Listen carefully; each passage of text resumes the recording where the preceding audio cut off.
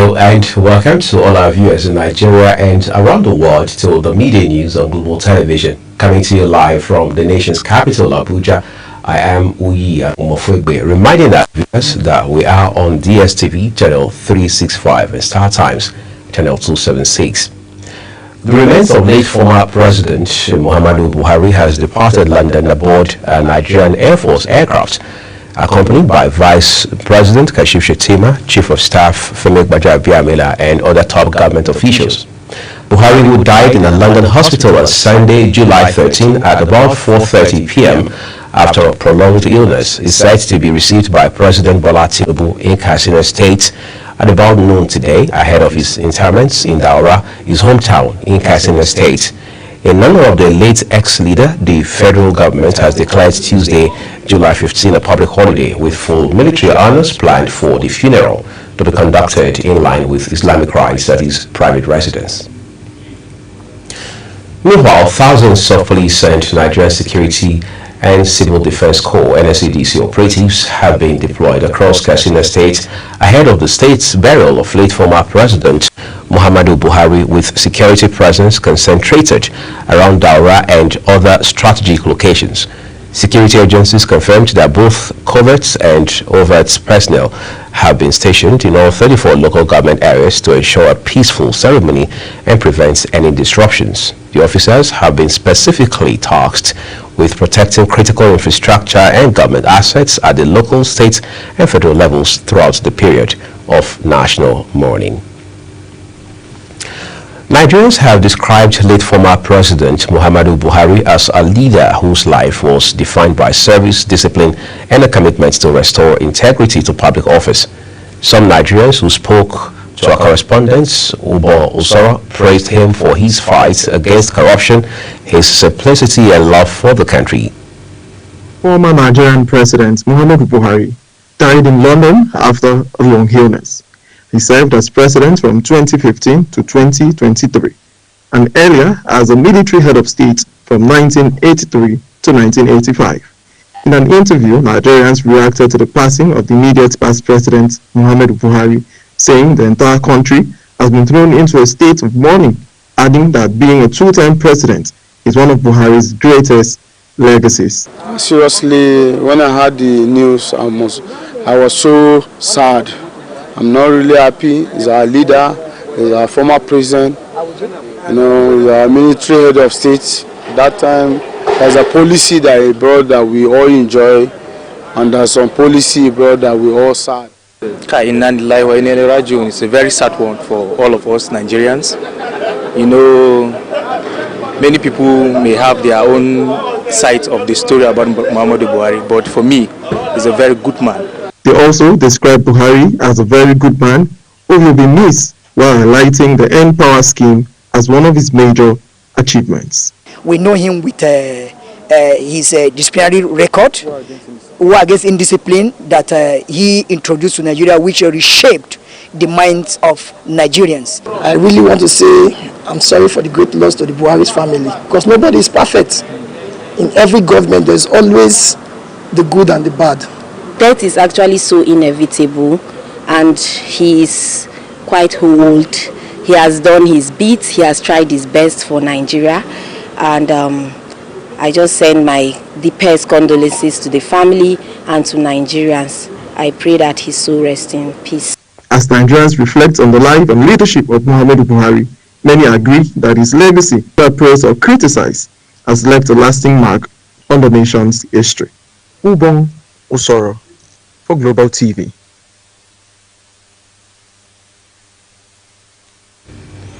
President of the Senate, Godswill Akpabio, has filed an appeal against the ruling of a federal high court that ordered the reversal of Senator Natasha Boti-Uduaghan's 6-month suspension from the Senate. In a notice filed at the Court of Appeal in Abuja, Akpabio argued that the court overstepped its bounds by intervening in internal parliamentary affairs protected under Section 251 of the Constitution and the Legislative House's Powers and Privileges Act. His appeal faulted the court's procedure and jurisdiction, challenging the merging of interlocutory and substantive claims, as well as defending the Senate's disciplinary powers while accusing the court of denying him fair hearing. In another development, President of the Senate, Godswill Akpabio, has emphasized the need to reposition the National Youth Council of Nigeria, NYCN, to become a more credible, inclusive, and strategic voice for Nigerian youth. The President of the Senate, who was represented by Special Advisor on Niger Delta Affairs, Jeff Oyeme, stated this at the National Youth Council of Nigeria retreat in Abuja. Our correspondent, Kabir Hassan, has more.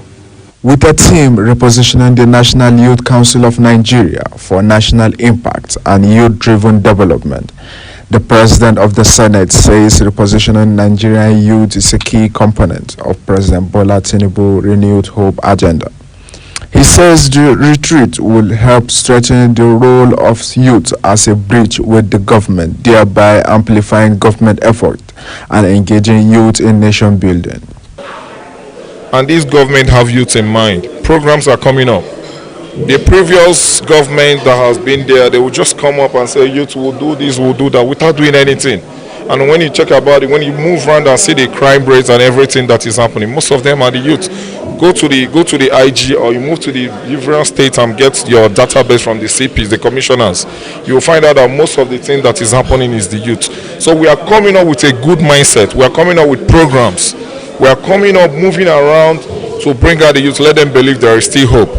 The President, National Youth Council of Nigeria, Solomon Adodo, says the retreat is aimed at addressing the urgent need for reform, youth inclusion, and leadership renewal across all tiers of governance. He stressed the need for collaboration, innovation, and accountability to rebuild the council's integrity and impact, as well as strengthening the youth council structure at the local and state levels so as to identify a pathway for genuine grassroots development. Your needs, what the president wants to do is to address these needs.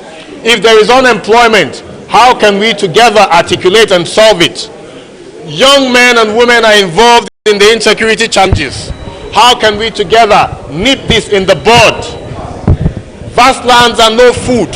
How can we ensure food security for our country? So the president has thrown a task on the youth of Nigeria that we should organize ourselves, we should articulate our challenges, and he is ready to address and attend to them. As Nigerian youth population continues to rise, expectations are equally growing for council to transform into a more transparent, active, and impact-driven institution. The retreat marks a potential turning point, one that could define a new era of youth-led transformation in Nigeria. Kabir Hassan reporting for Global TV. Correspondent Kabir Hassan, thank you for your reporting. The Nigerian Police Force says it has rescued 39 Ghanaians, 2 pregnant women, a 7-month-old baby, and a 4-year-old child from human traffickers operating in Ondo, Enugu, and Anambra states. A statement by Force Public Relations Officer ACP Olumuyiwa Adejobi says the operation by Zone 13 Command also led to the arrest of 8 suspects linked to a child trafficking network and unlicensed baby factories disguised as medical centers. He noted that key suspects have confessed to their roles in abduction and illegal adoption activities as investigations continue to trace their victims and collaborators.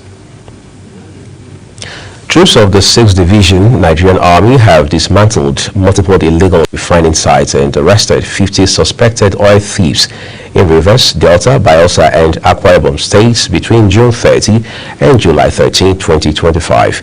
Operations led by the Tactical Riverine Squads uncovered over 25,000 liters of stolen crude and petroleum products, with key seizures made around Imo River axis, Okaki Forest, and Warri waterways, including speedboats and chemical-laced reservoirs.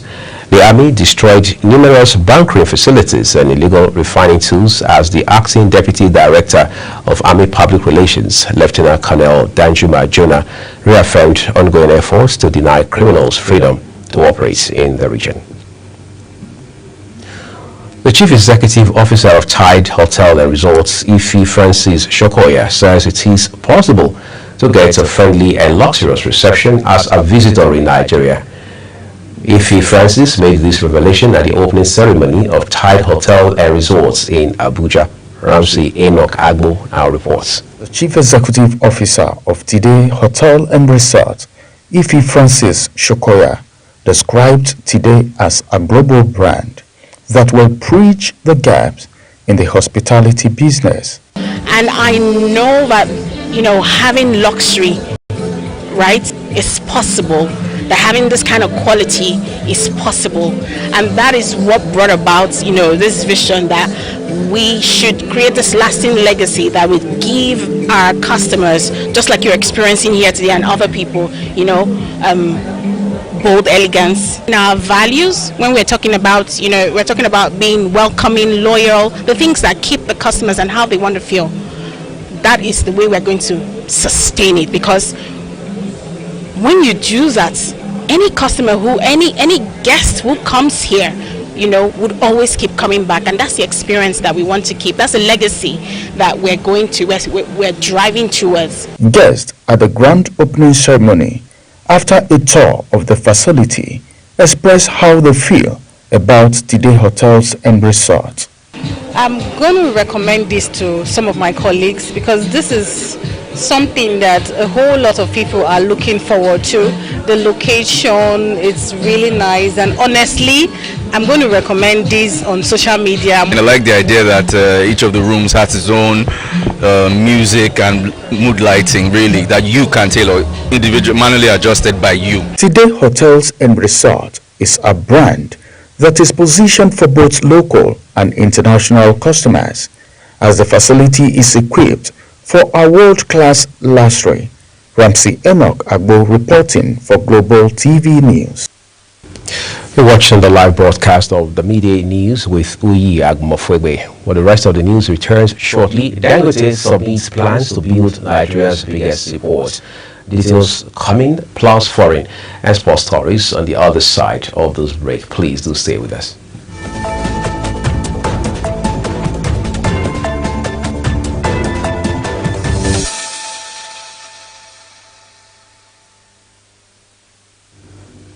Thank you so very much for staying with us here on the Midday News. The second part of this broadcast now returns with business, where Africa's richest man, Aliko Dangote, says he has submitted paperwork to develop Nigeria's biggest and deepest seaport in Olokola, Ogun State, as part of his ongoing expansion into maritime logistics.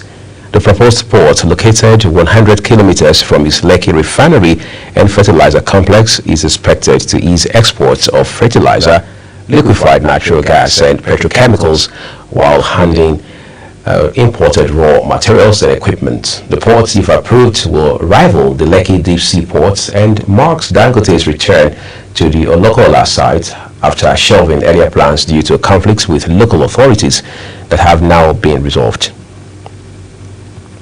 It looks like a new vista there for the African richest man. The International Monetary Fund, IMF, has projected that Nigeria could lose up to 0.5% of its gross domestic product, GDP, in revenue following government's decision not to raise the value-added tax, VAT, rate.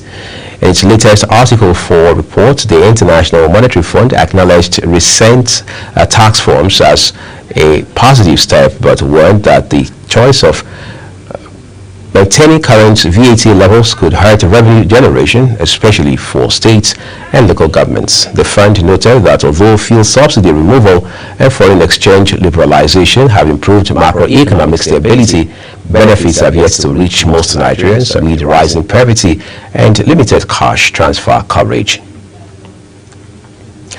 On the foreign scene now, Gabon's National Electoral Commission has launched the electoral process for the country's local and legislative elections scheduled for September 27, 2025.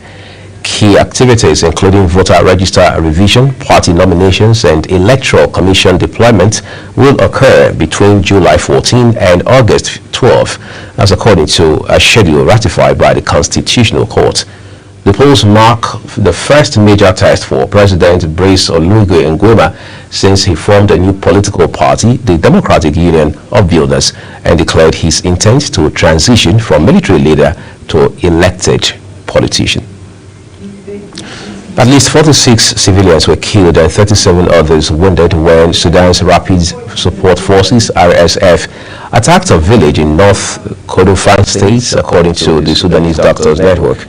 The group, which also imported mass burials and condemned the assaults as part of ongoing war crimes, urged the international community to impose sanctions on RSF leaders. The emergency lawyers group corroborated the death toll and accused the RSF of committing genocide as armed clashes with the Sudanese military escalates in the bid to recapture El Obeid. We're going to take a quick break now on the news. When we return shortly, we'll continue. Please stay with us.